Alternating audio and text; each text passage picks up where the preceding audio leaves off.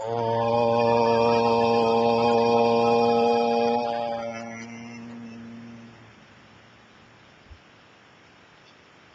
blissful gorgeous selves, comprehending the 10th canto of Srimad Bhagavatam, understanding it, feeling it, or just going emotional with it, even just listening it, is an independent yoga, a straightforward, a free highway to God realization. As soon as it touches your heart, tears come to your eyes, thrills spread through your senses, voice melts, you are set. Your kundalini is in motion.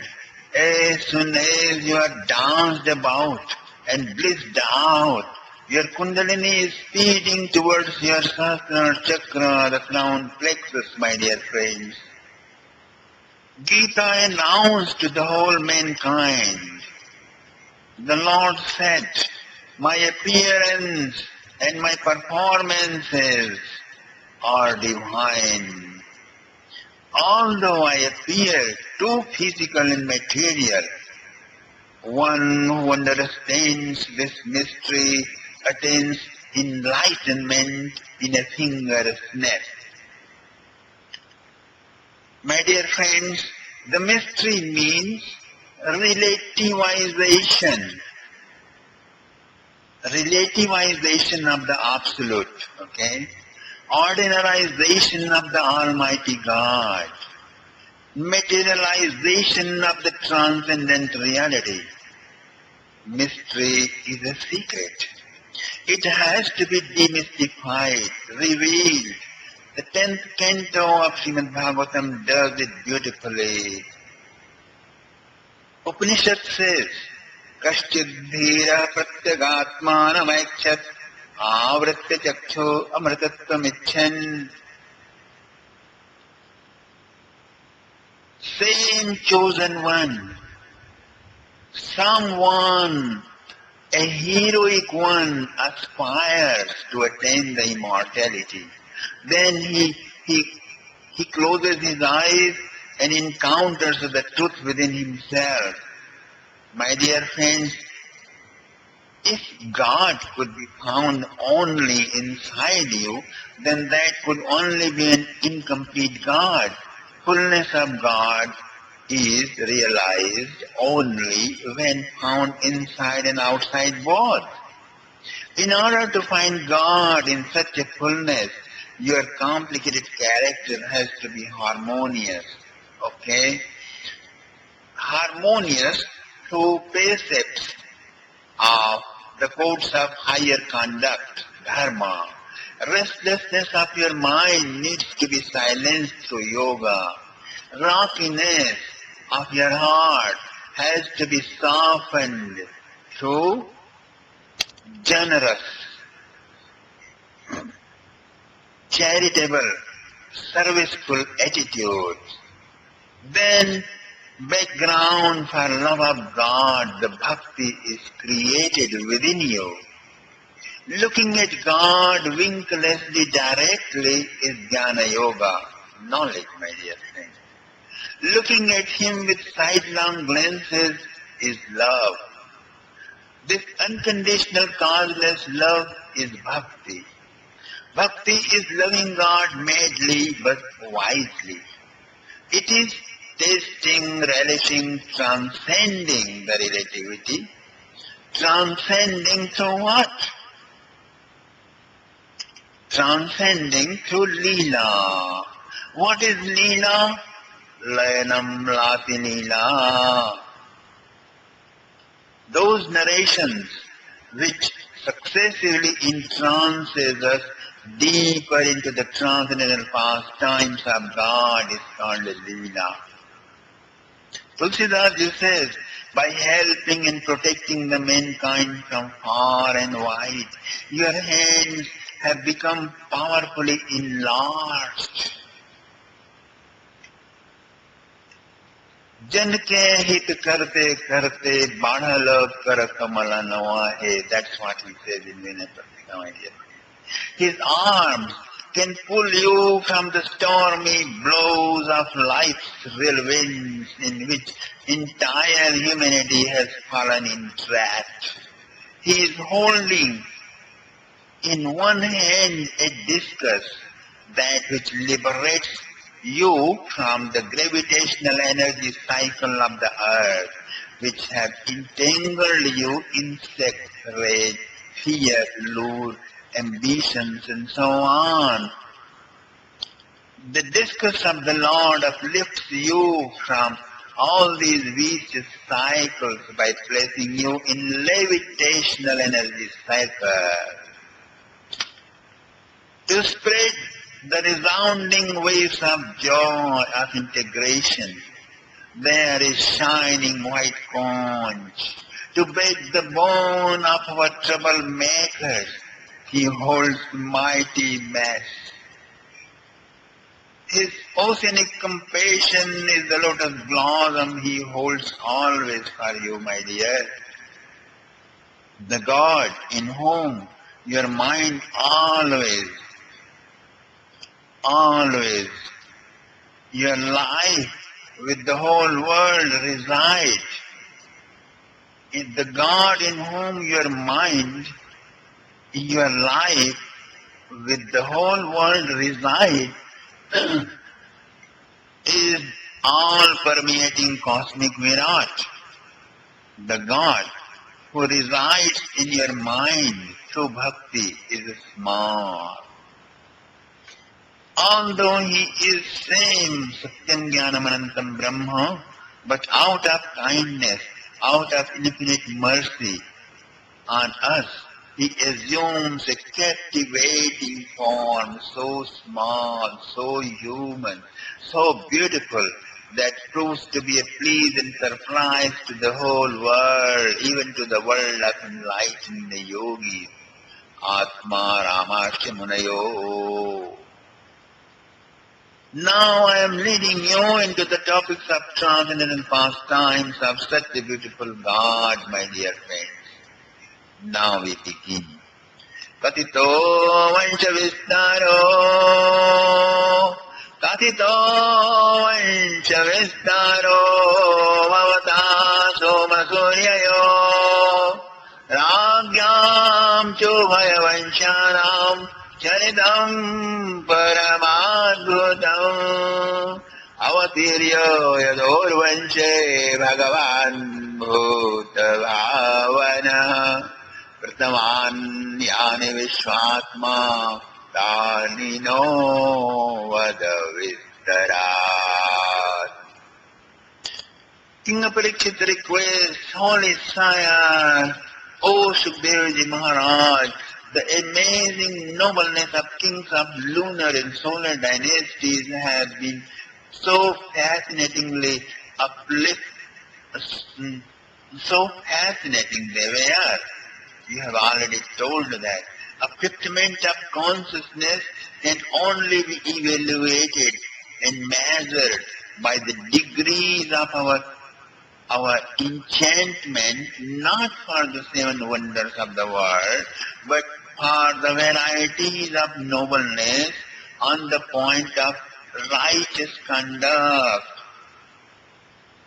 Righteous conduct, that is dharma, one-pointed awareness, that is anushthan, and supernatural power, that is yajna, and wise, made love with our God, that is bhakti, and meditation, that is yoga, integrated personality, that is jnana. Okay? And so, dear sir, the degree of our upliftment has to be measured up on these points, by these points. Now, dear sir, please depict unto me and all of us the pastimes of him, the very soul of the universe, who assumes the form of little baby and a sweet teenager, out of his Madhuri Shakti, the oceanic mercy.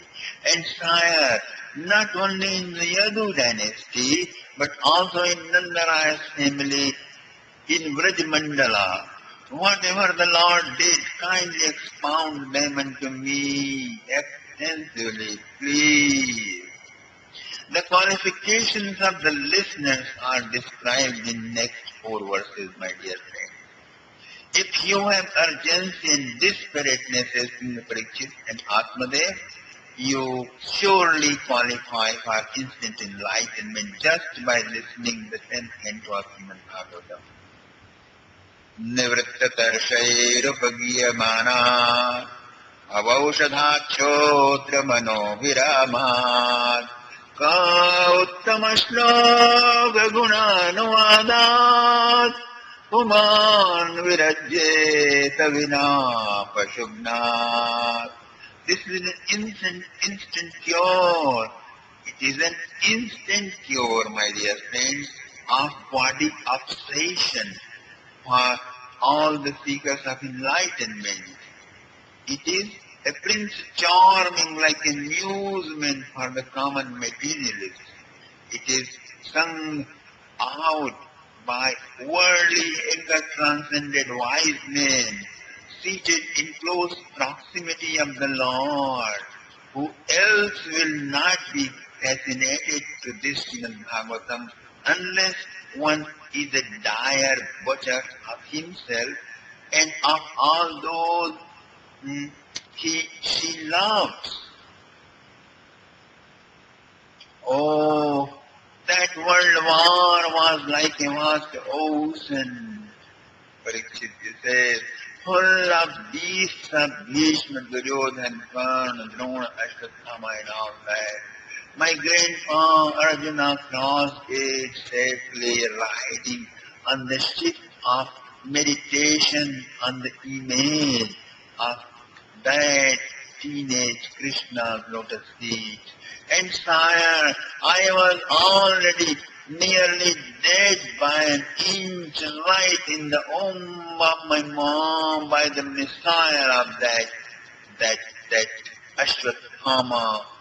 But Yugo Gata Atma Chakro, hurling his mass, looking like discus, he saved me.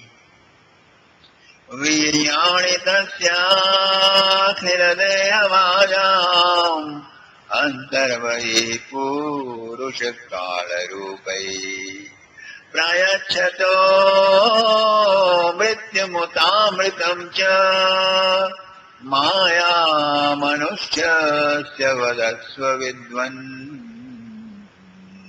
It is him alone who is bestowing anguish to live, to survive, healing and relaxation from within, yet aging, sickness and death from outside. By his Madhurya Shakti appearing as a regular human, but truly he is Lord Almighty. Tell me about that merciful one. I am dying to know him, my Lord. And Shukdev said, dear king, it's too many days that you haven't eaten anything. Just have a breakfast, a lunch, and rest a while. Then I begin, okay? And Parikshit cried out loud, oh no, no, no, holy sire, naishati dussahakshimam, yakto damapi badate, that unbearable hunger and thirst out of which people commit most heinous crimes. I had put dead serpent on the stage, has stopped afflicting me completely, perhaps because Ibantam Tvanmukhamboja Achyutam Harikathamritam. The nectar in Harikatha, dripping from the benign face of yours. I am sipping constantly. That's why. So my Lord, begin, Holy Sire. I desperately long to immortalize myself with this therapeutic great narrations of yours, so that when death attacks me day after tomorrow, I will be already beyond its reach. Shukdev Ji Maharaj was so happy. He said, Thank you, O great King. What to speak of the immortalization in heaven from where you arise and fall? Even Vasudeva Katha Krishna, Purusham String Punatihi, Vaktaram Prachikam Srotri, Tat Pada Sarilam Yatha. Even an inquiry into the topics of Krishna Bhagavan purifies the speaker, the audience, and the questioner, as the holy Ganga follows all and everything, everywhere she flows, my dear. So listen, my dear, I am proud of you. Get the point. Is to write with a chalk. A blackboard is required. So also, the political, social, and individual situation of the world is necessary to know, to understand the dire need of the Lord's advent and also feel His unfathomable mercy on the mankind, timely need of His performance. So here I begin. भूमिर्दृक्नृपव्याज दैत्यानीकशतायुतैः आक्रान्ता भूरिहारेण ब्रह्माणं शरणं ययौ. Oppressed with the stupendous weight of millions of demons disguised as kings of extreme arrogance, Mother Earth sought Brahma, her son, her refuge, my dear. Seeing one's reflection upon which twirling mustache with popping out big yellow glow, glowering, glaring eyes, anyone who feels who else on earth is there to equal me, then such a one is called a drift. The earth was full of such drifters and monstrous personality at that time. I thought. Perhaps you remember two personalities who rose to power about 3.5 million years ago. They were shot dead in the war that started just after ocean churning event. Both were resurrected by their guru Shukracharya, who knew Amrit Sanjeevani Vidya. One was King Mahabali. He integrated himself. He rose so high that Lord Vamana incarnated to beg from him, and he is his gatekeeper ever since. After this Manvantara completes, he will be the eighth Indra. The next person was Kalanemi. He remained demonic. He felt so low that in order to unwind his deep-rooted violence, rage, and revenge, to gain power, he did penance for 3600 years in the valley of Mandarachal. Brahmaji blessed him to be a world conqueror. So, he was reborn in Mathura as Prince Kansa. There was no limit to his wickedness. My dear friends, Mathura is one of the 7 holiest cities of India since the dawn of human civilization. About 1 million years ago, it was regenerated by Prince Shatrughna, the youngest brother of Lord Ram of Ayodhya. This state became famous by the name of his son Shursen, in whose reign it flourished extensively. Since last 2000 years, history records Mathura state starting from the banks of Charmanoti river, now called Chambal river, which hosts lots of tough robbers and decoys who always reel the head of the Indian government. From Orcha to Mathura, to 70 miles up to the boundaries of Kuru state. This is the area of Mathura state those days. Western boundary touched Matsya state. Eastern territory touched the Panchal state. When Song, the Chinese traveler, writes in 700 AD, my dear friend, Mathura state extended into 1,000 square miles. On the western bank of Yamuna river, the city of Mathura stood like a half moon of the 8th of the bright fourth night. Okay? In the time of Lord Buddha, it was a prosperous city which hosted him time and again. It was one of the 51 mystic power centers of the Tantra of Divine Mother, my dear friends. Her shining long hair fell here during Shiva Vishnu episode. See the details in Devi Bhagavatam.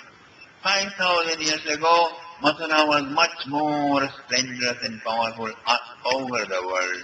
The destiny of nations depended upon how Mathura looks at them. Prince Ugrasen was just coronated as the king of Sursen state and wedded with Princess Padmavati. The king had returned to Mathura, but Queen stayed on in her parents' palace as they loved her so much.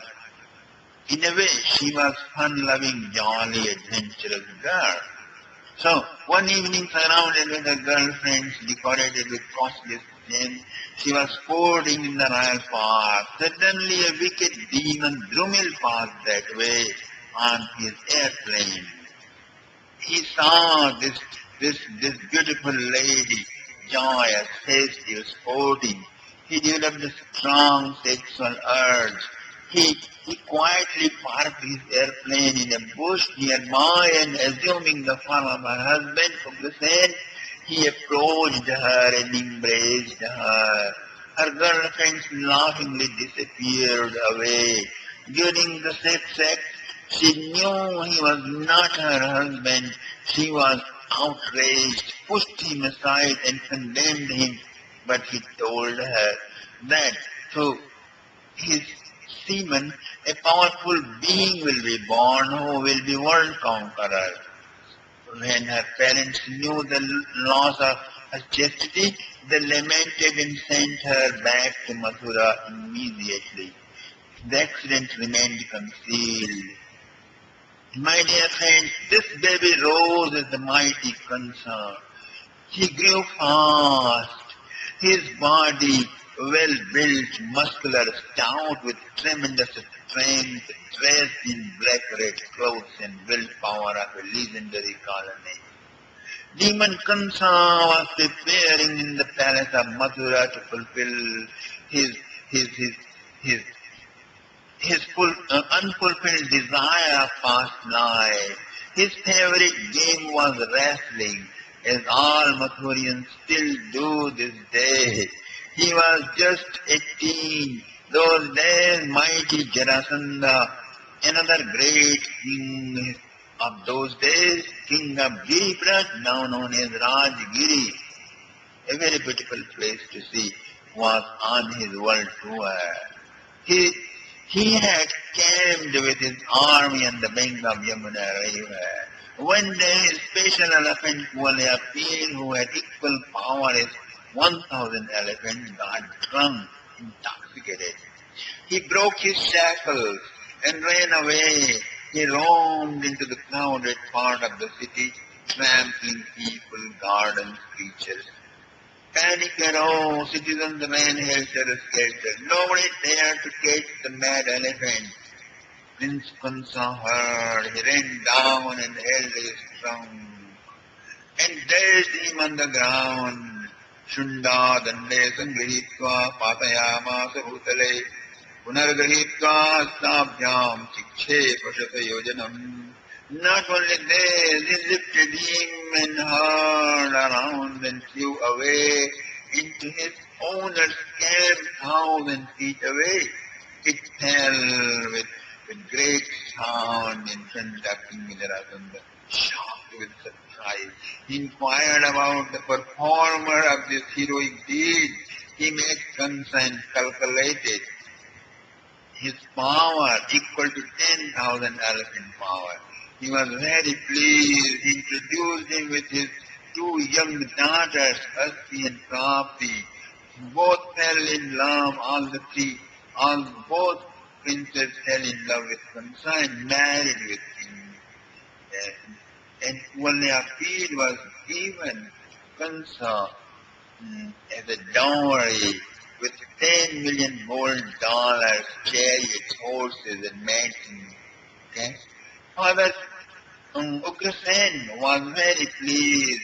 He honored him with the post of Prince Regent and Commander-in-Chief of the Imperial Army. Now, proud Kamsa, filled with great pride, organized a powerful army and marched on a mission for world conquest. Terrorized the whole world. A big terrorist he became. First he went straight to Mahishmati now known as Maheshwar in the bank of Narmada River, because it was his ancestral home, the capital of legendary hero Kartikeya Sahasrarjun. Secondly, five princes were well known for their art of wrestling with judo, karate, much more. Royal Palace welcomed him. He challenged all the five iron-limbed youths, Nemesis, Chanur, Mystic, Chal, Doshal. The winner will be the Lord and loser the servant, he announced. Surrounded by the swarming crowd of citizens, they rattled. Son Kansa dashed Chanur on the ground and roared. Mystic came, hitting him hard with his big blow. Kansa gave him first fight, fist fight, and fell down. And he fell down, held him on the ground. The others he came, but soon they leaked the dust. Victorious Kansa ordered them to work for him in his mission. Kansa's second target was mighty Vivid. After 20 days of continuous fight and Pravashana mountain, Vivid was defeated. Then they came to Mount Rishamu. There was fight with Keshi who lived in the form of a horse. Kansa won. Riding on him he came running and leaping to Mount Mahendra, ripped it off and placed it back for several times. Sage Parashuram, who was meditating on the top of the hill, his peace was disturbed, and suddenly saw Kansa, and Kansa saw enraged eyes blazing like the sun. Sage Parashuram is standing before him. He fell prostrate at his feet and begged for pardon. Parashuram, the great yogi, roared, "Oh, you tiny bug, son of a bitch, you are no better than a mosquito. Just wait. If you can lift this bow I have, fine, or I shall kill you right away."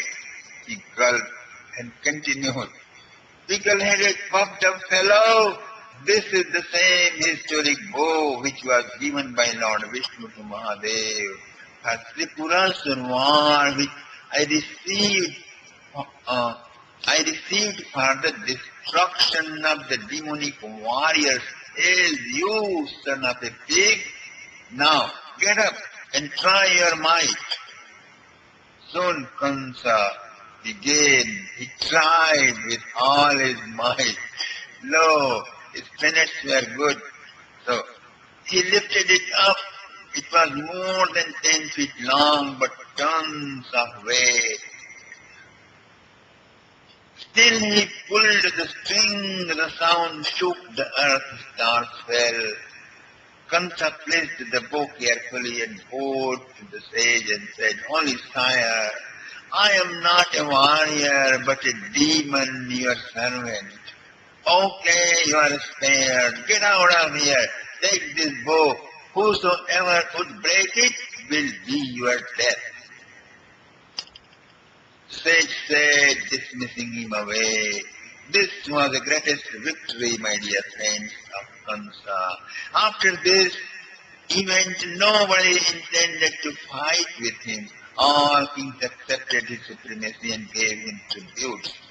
He found Python demon Agasur on the Arabian seashore.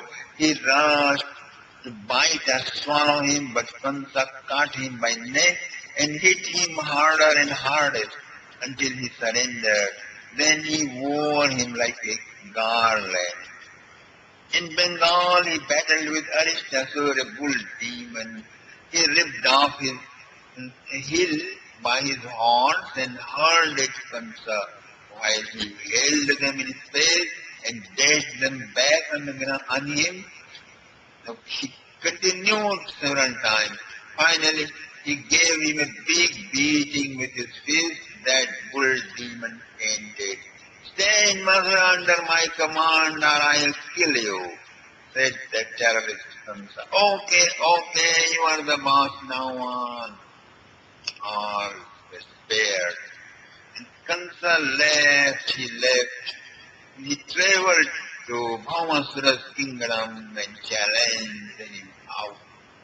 And he won. After Pralamba, Dhenuk, Trinavar, Bakasur were also defeated.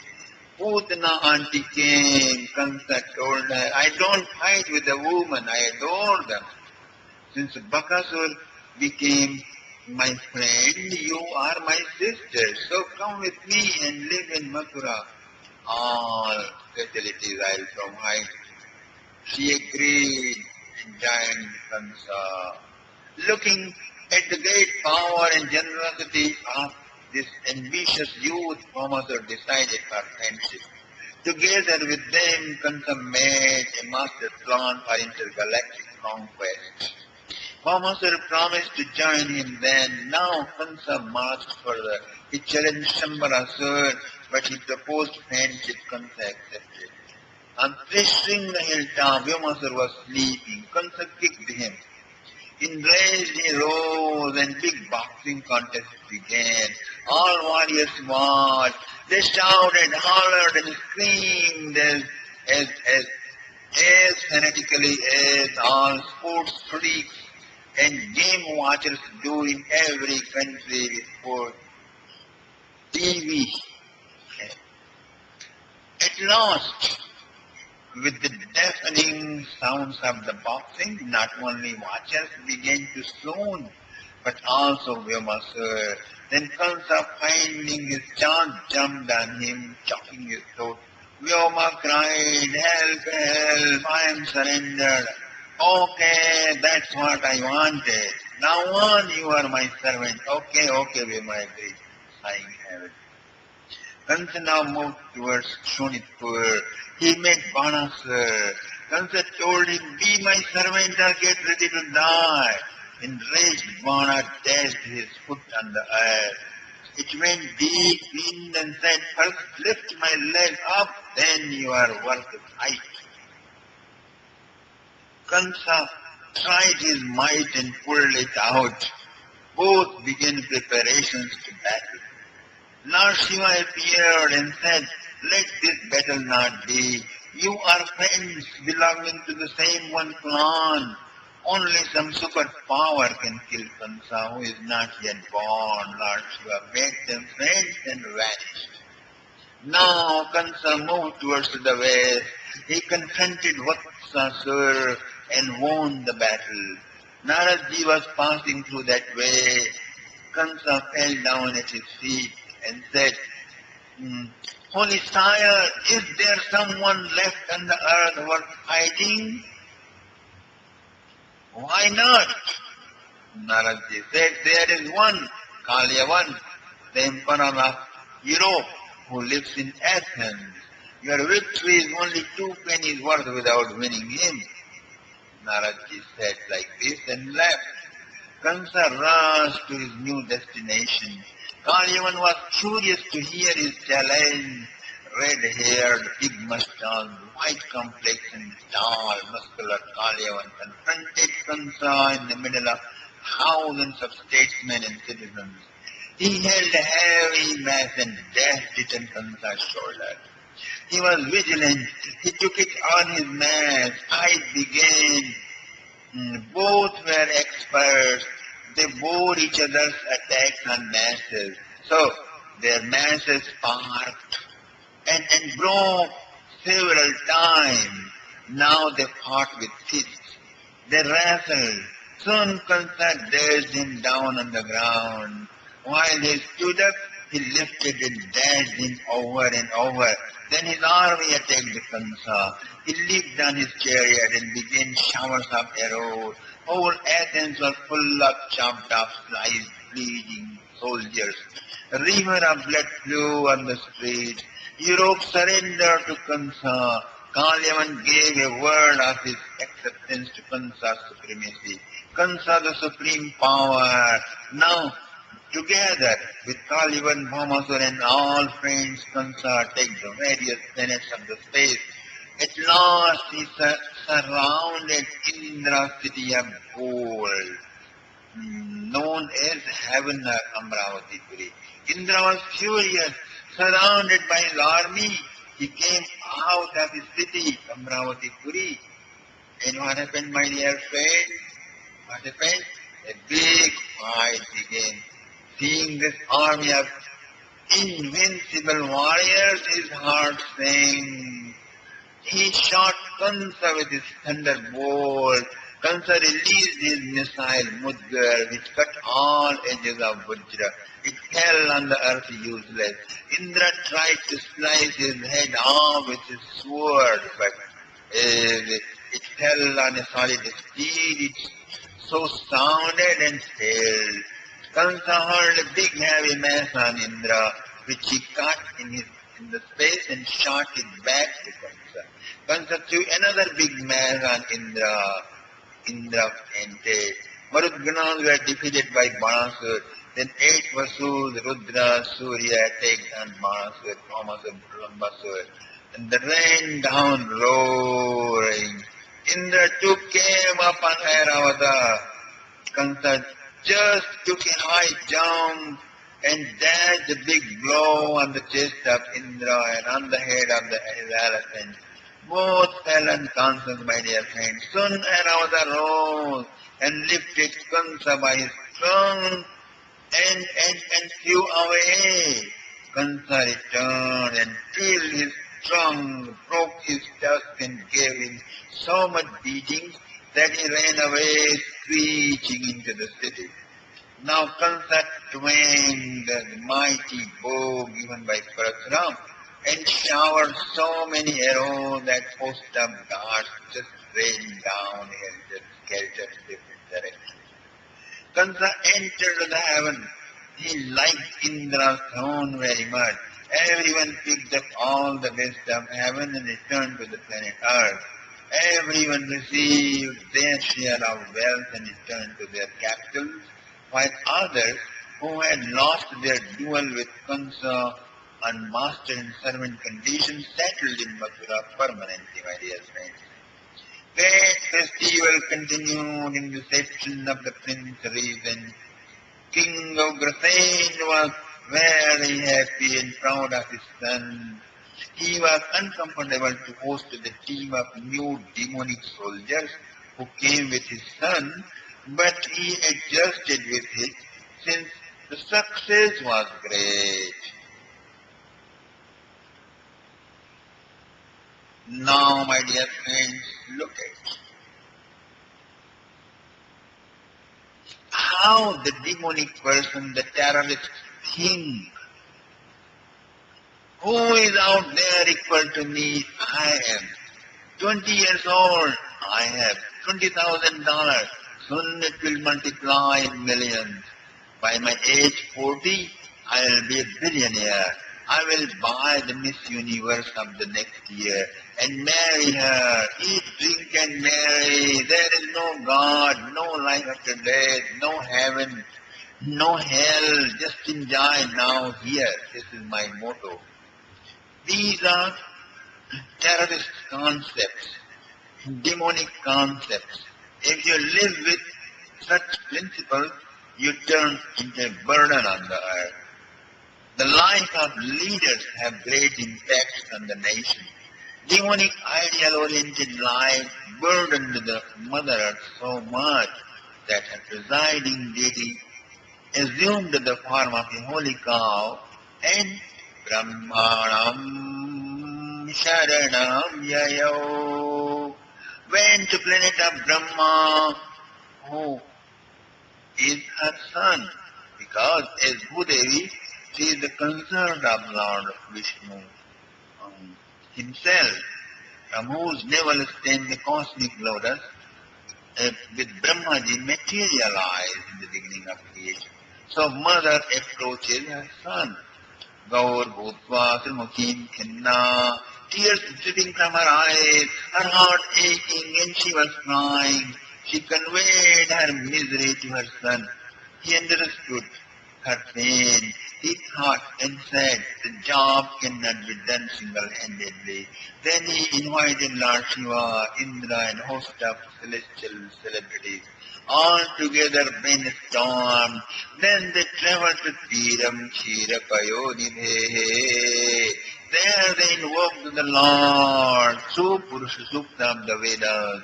Lord Vishnu Narayana appeared. He said, without the mercy of Lord Krishna, the work cannot be done, so you must proceed to his abode. Brahmaji said, Lord, we have no knowledge of anyone superior than you. If there is someone like that, please lead us to him. Then Vishnu Narayana agreed.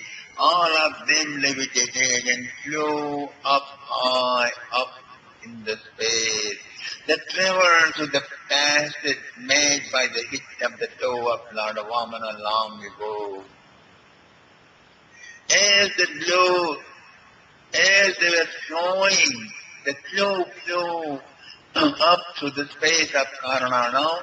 They looked down, all were see-through.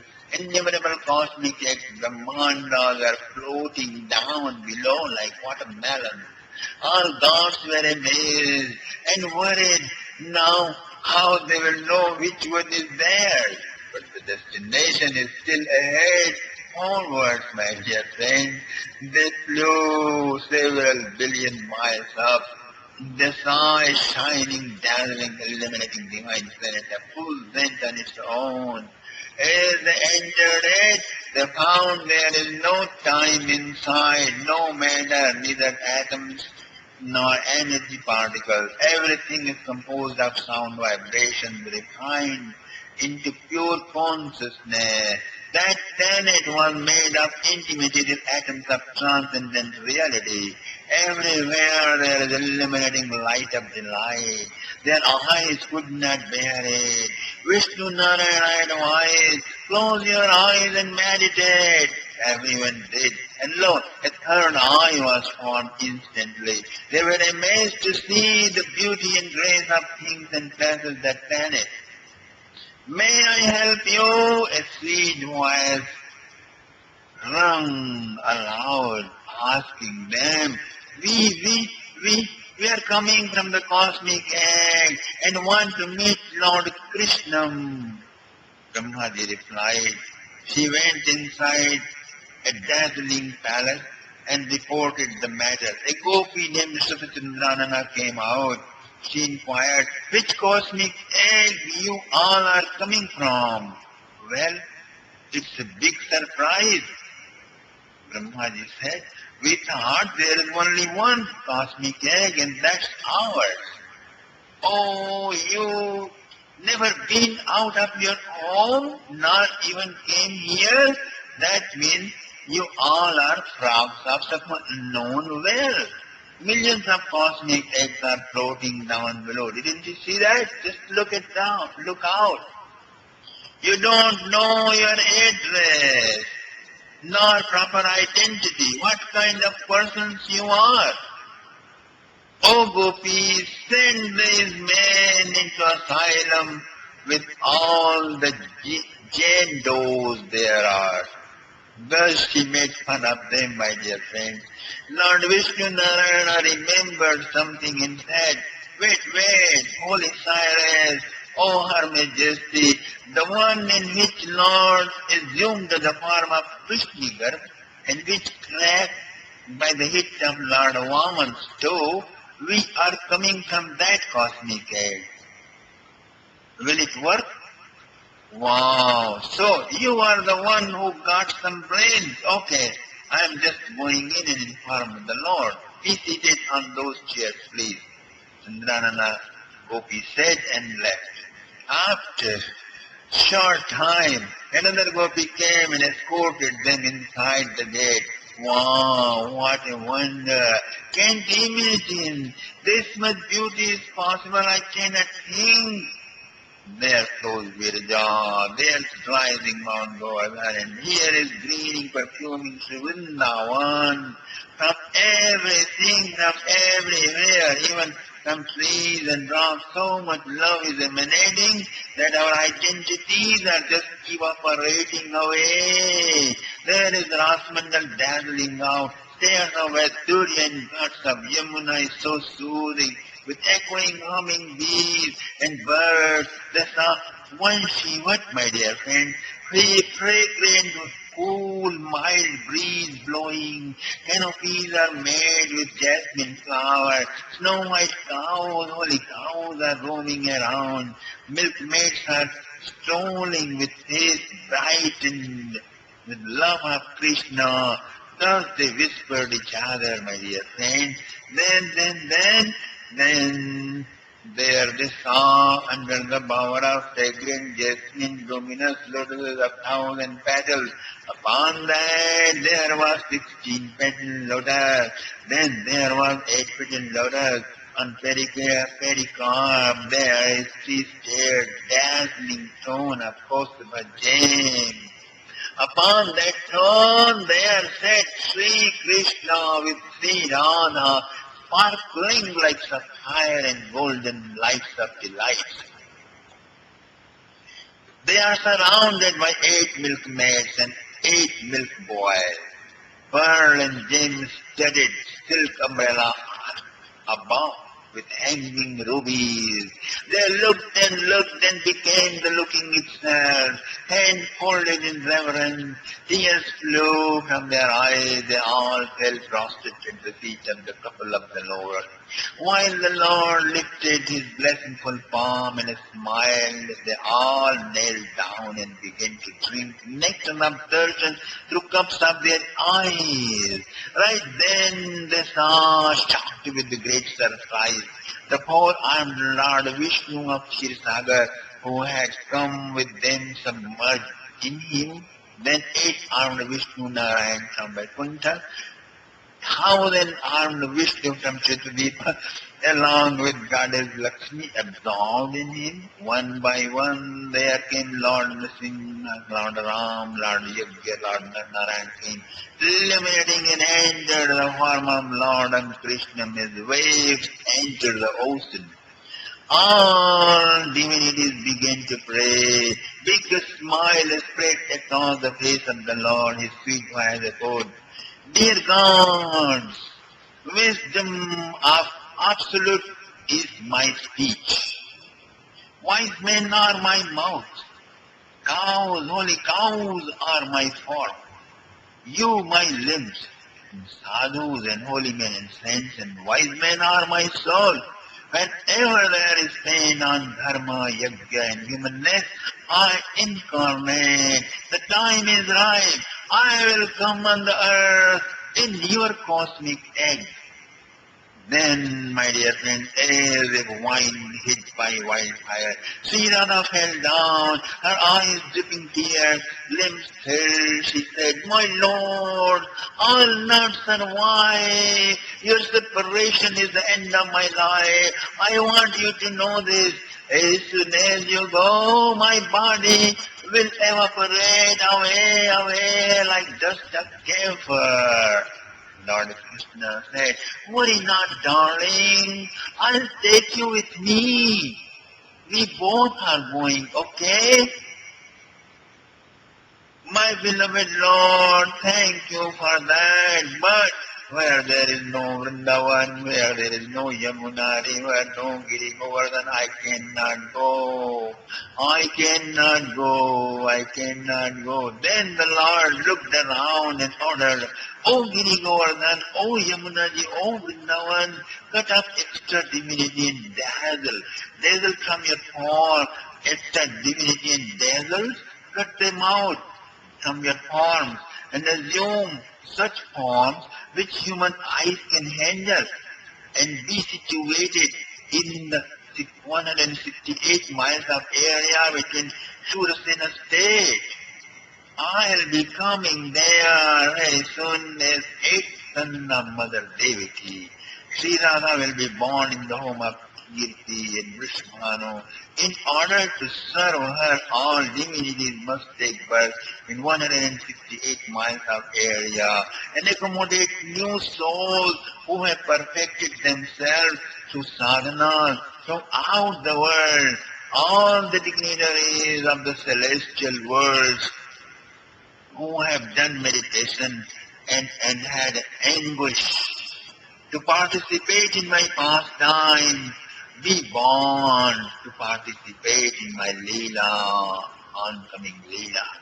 Brahmaji and Mother Earth were consoled and delighted. They offered obeisance and returned back to their Brahmanda. After that, they bade farewell to each other and proceeded to their planets, my dear friends. Soon all celestial VIPs started taking birth on the planet Earth while still functioning at their post with a portion. Kashyap and Aditi became Vasudeva and Devaki. Divine Golok landed and infused in the earth. Newly perfected sadhaka Vatsalya Dronindhara, soul became one with eternal Nanda and Yashoda Golok. As soon as they incarnated on the earth, they were infused and they became Nanda and Yashoda. Residing deities of souls of demons of the Vedas, the love-sick ladies of Mithila, of Ramavatar, love-sung yogis of Vindakaranya, and golden Sitas of Sri Ram's Yajna, mermaids and Naga ladies were born as milkmaids of Vrindavan, my dear friends. Gopas from Golo, eternal friends of Krishna were born as Gopas of Vrindavan.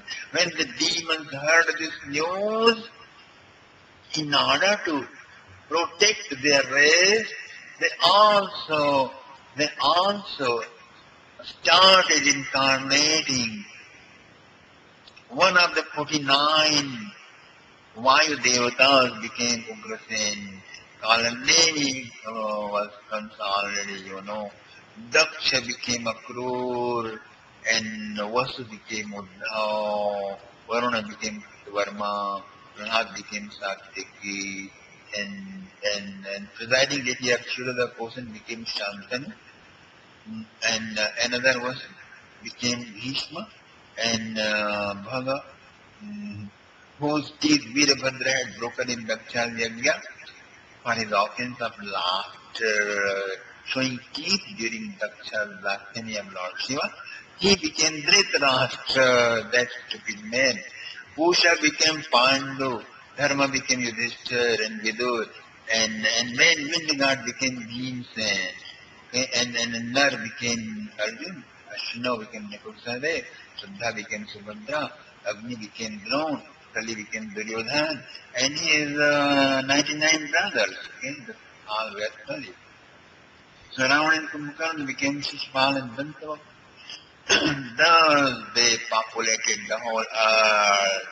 Now Sukadevji Maharaj describes Shuraseno Yadabhadan Madhurama Vasan Purim Mathuran Shurasenansha Vishayan Bubuje Pura Rajdhani Tadarsamo Sarva Yadava Bhubujam Mathuram Bhagavan Yatra Nityam Sannihito Hari Jasyam Tu Karjit Chauri Vasudeva Kritodva Devakya Surya Sardham Bayane Rathamaruhan.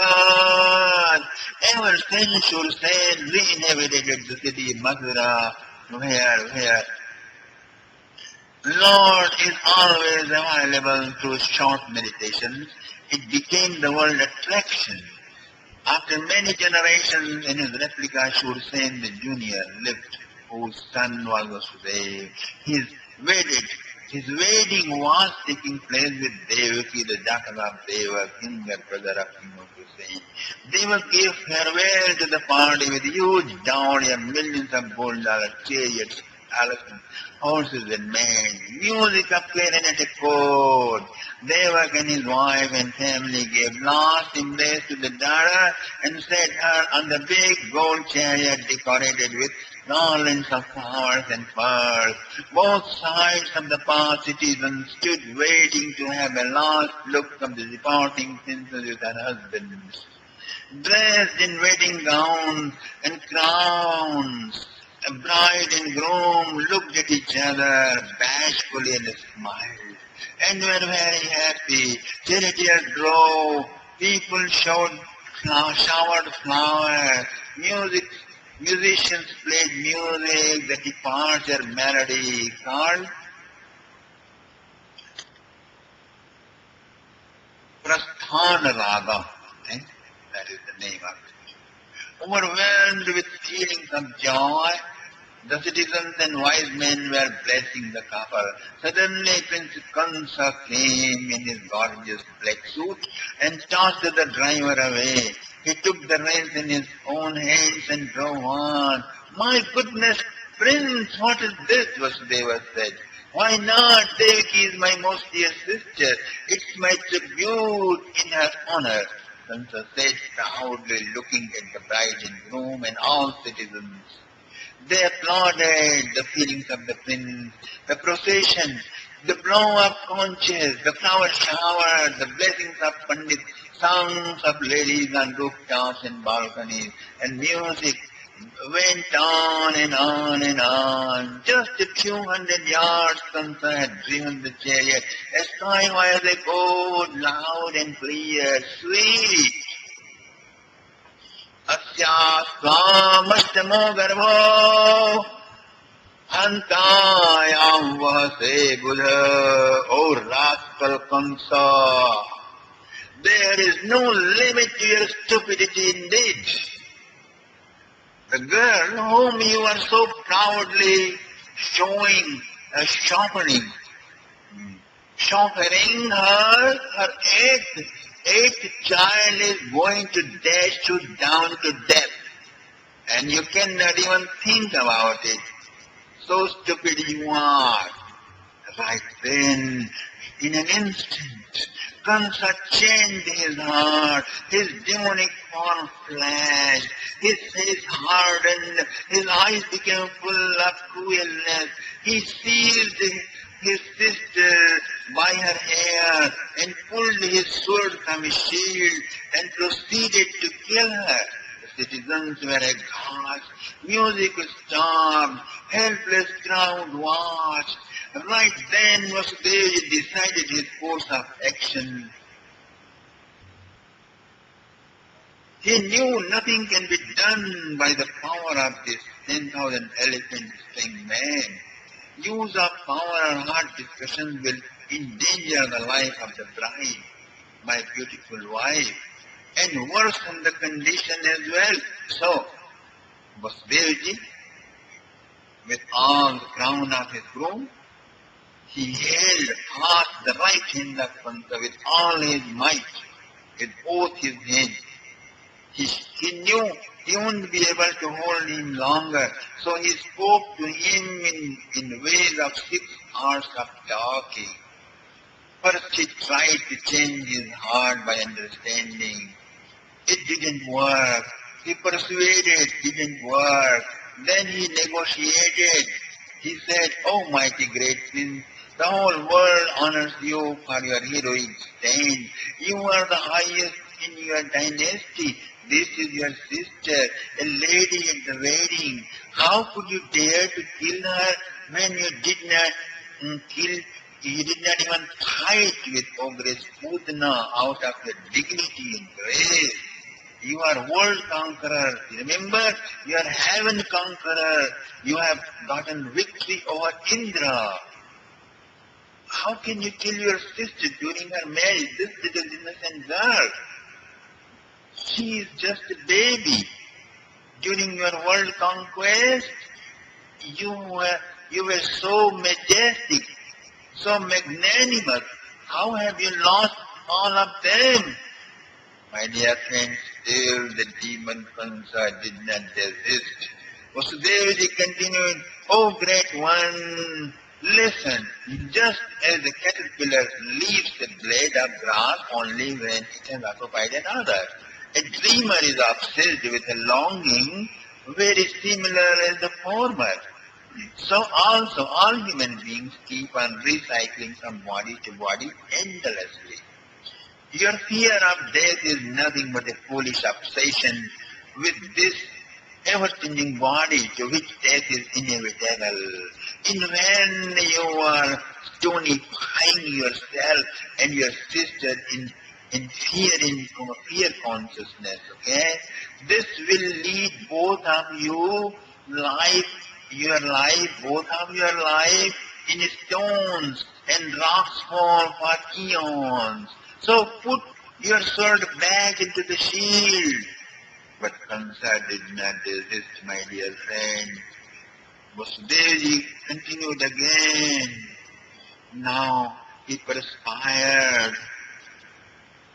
His crown of groom crown had fallen out and his hand shaking. He said, "Oh great prince, okay, perhaps you have no fear from this helpless girl. The real fear is from her son. So don't worry about it. I shall offer my son to you as soon as it is born. Please spare her life right now." Vasudevaji said this with blooming face and aching heart, staring at the eyes of Kansa right there. Kansa looked deep into the eyes of Vasudevaji and Survadharnivavrite Kansa Sadvakya Sarave. He perceived the great honesty of his words and loosened his hand. Then Vasudeva also loosened his grip from his hand, my dear friend. As Kansa walked away, Vasudeva spoke loudly, "All we wish is your long life, prince. The baby will be yours." And then he looked at his wife, his bride, who was crying now. He consoled Devaki and all the citizens also. Time rolled by, my dear friends. Weeks into months and months became years. Devaki Devi became pregnant. Her son Kirtiman was born. Warriors surrounded Vasudeva and requested not to give the baby to Kansa, and that we all are with you in fight for the cause of justice. Vasudeva replied, "Fighting will throw the justice in much deeper gutter at this time, my dear friends.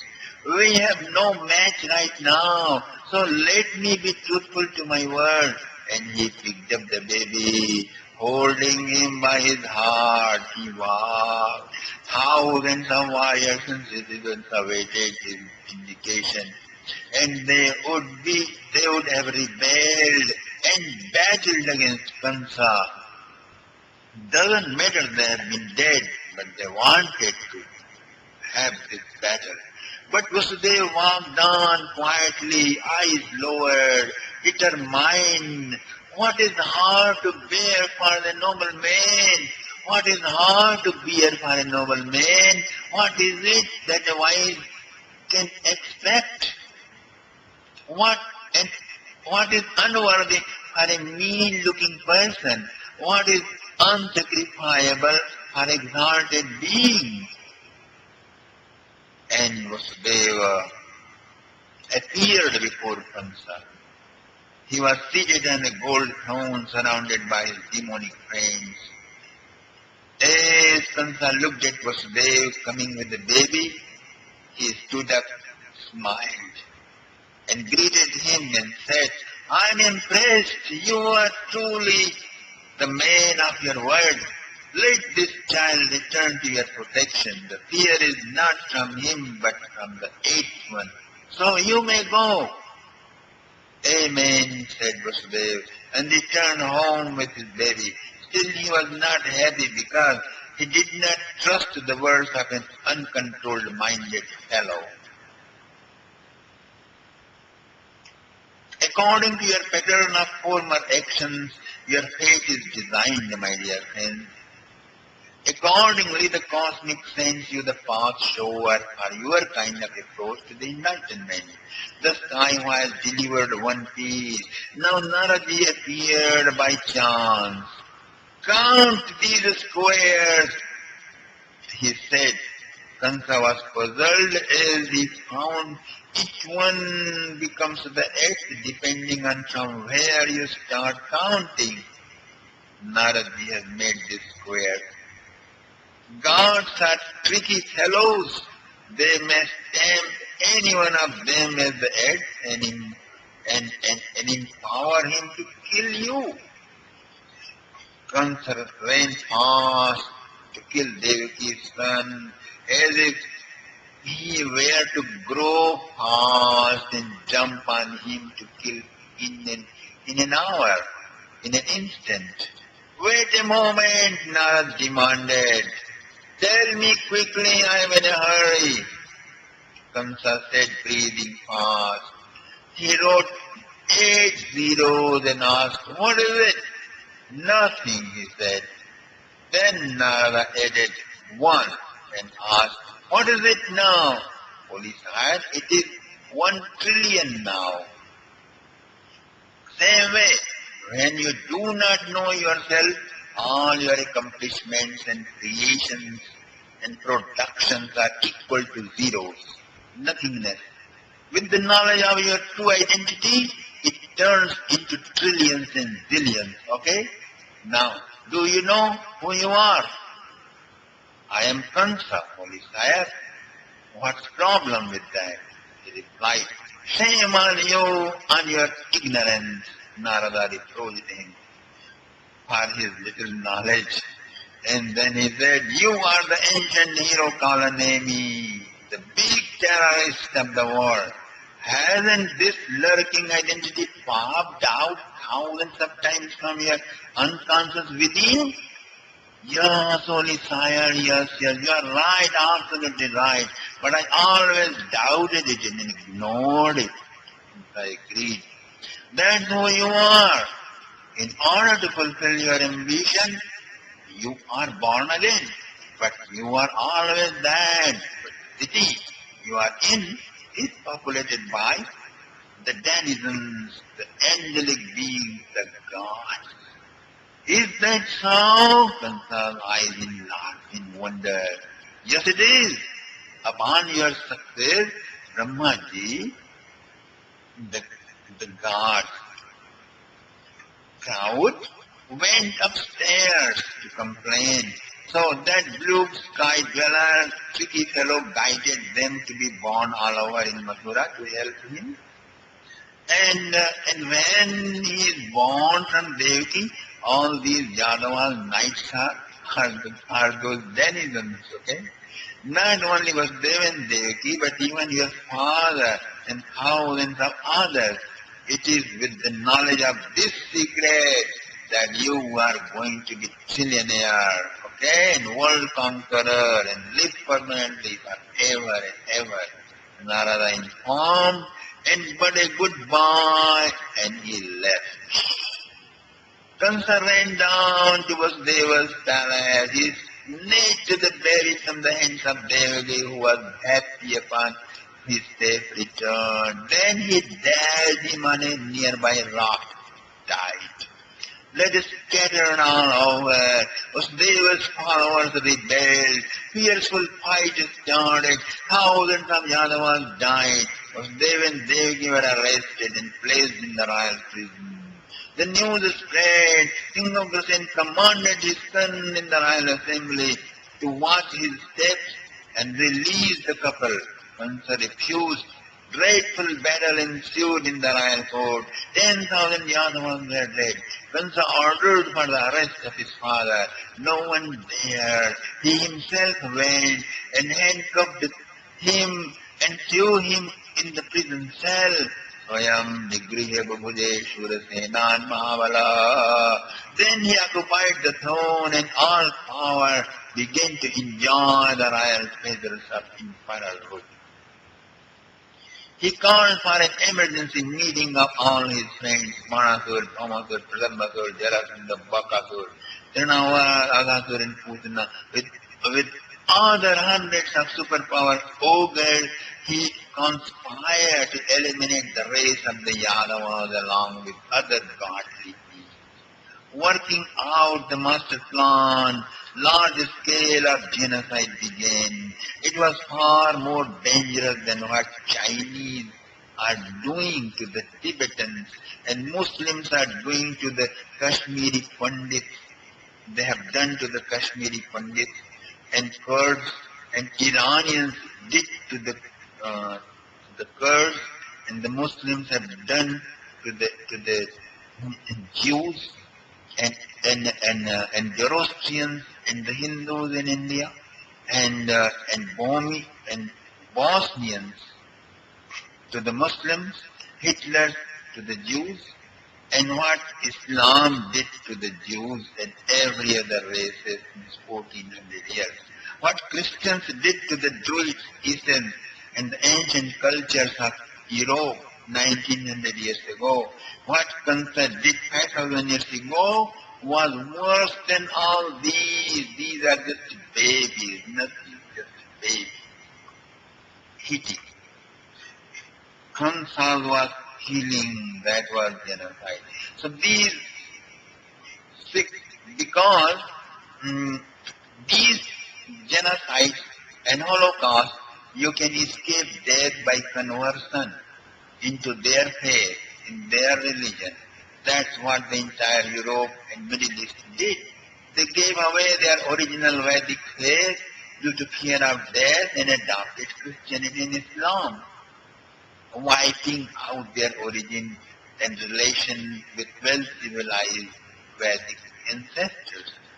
Because the whole world used to be Vedic and Islam before. During the large-scale genocide, Yadavas escaped far and wide as refugees. They settled in distant hills and jungles. Few of them accepted the supremacy of Kansa and continued living in Mathura, my dear friends.